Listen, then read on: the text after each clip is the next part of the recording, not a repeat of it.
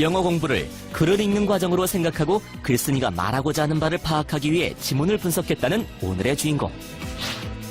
고등학교 3년 내내 외국어 영역 1등급. 올해 수능 영어 만점을 받은 신동훈 군이다. 그 어떤 평가 기준에도 그 어떤 지문에도 흔들림 없는 영어 기본기를 갖췄다는 동훈 군의 영어 만점 공부법을 공개한다.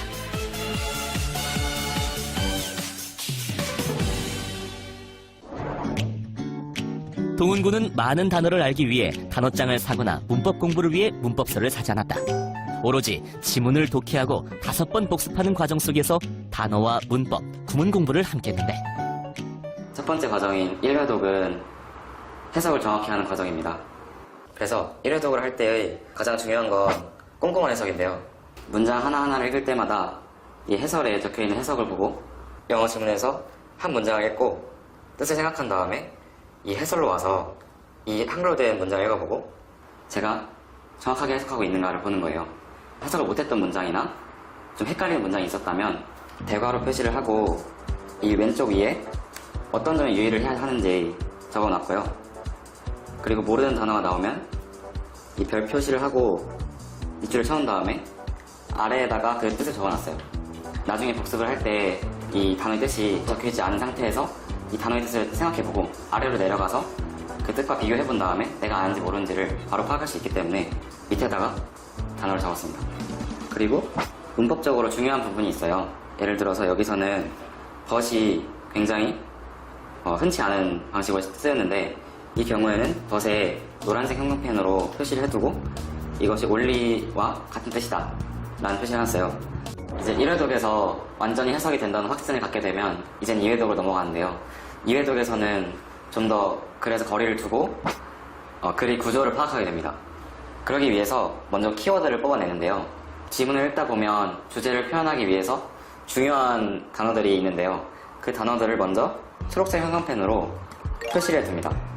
그리고 그 단어들은 표현은 다르지만 같은 의미를 갖고 있어요. 그래서 그 의미별로 묶어서 그룹을 나눕니다.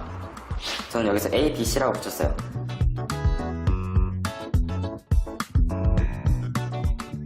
이 분류된 단어들 간의 관계를 파악한 다음에 이걸 토대로 글의 구조를 잡는 거죠.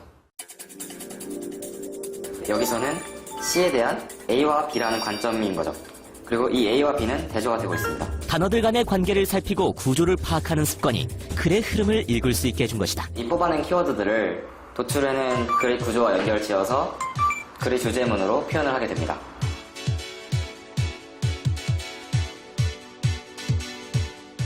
그래서 복습을 할 때 이 주제문을 읽게 되면 글의 키워드와 글의 구조에 대해서 알 수 있습니다.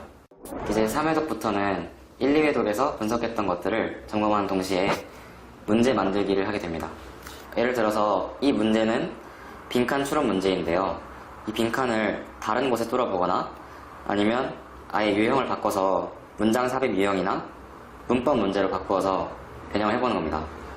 빈칸 문제를 만들 때는 주제가 직접 제시되는 경우나 논리적 연산이 필요한 곳에 빈칸을 뚫게 됩니다.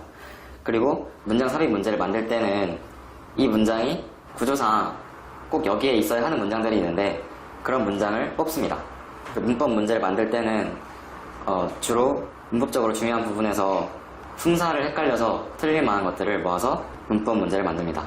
그리고 또 순서 배열 문제도 만들 수 있는데요. 1, 2회독에서 글의 구조에 대해서 분석을 했기 때문에 이 구조를 통해서 논리적으로 필연적인 순서가 있는데요. 그 순서에 따라서 순서 배열 문제를 만들게 됩니다. 이렇게 문제를 변형하면서 공부를 하면 첫 번째로 모의고사나 수능에 직접 연계가 되는 경우 비슷하거나 똑같은 문제가 나올 수 있고요. 두 번째는 이렇게 분석을 하면서 글의 구조나 해석을 더 정확하게 할 수 있는 그런 효과가 있습니다.